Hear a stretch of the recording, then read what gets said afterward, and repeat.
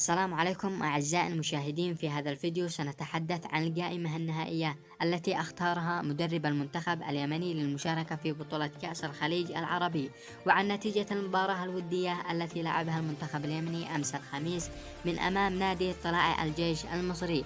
لكن قبل البدء فضلا وليس أمرا الإعجاب بالفيديو والاشتراك في القناة وتفعيل زر الجرس ليصلك كل جديد.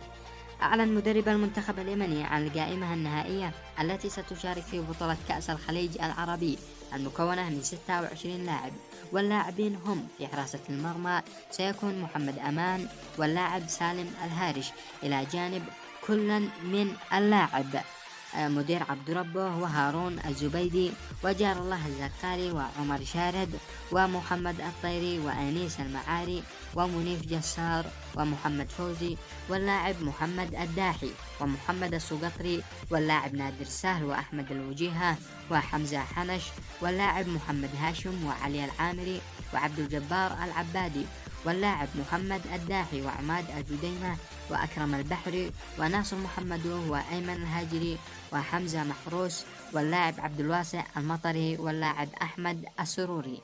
أما عن المباراة التي أجراها المنتخب فقد خسر من أمام نادي طلائع الجيش بهدف دون رد، ونشيد بأن نادي طلائع الجيش قوي ومنافس في دور الدرجة الأولى وقد حقق الكثير من البطولات. إلى هنا ونكون قد وصلنا إلى نهاية الفيديو. لا تنسى الإعجاب بالفيديو والاشتراك في القناة وتفعيل زر الجرس ليصلك كل جديد.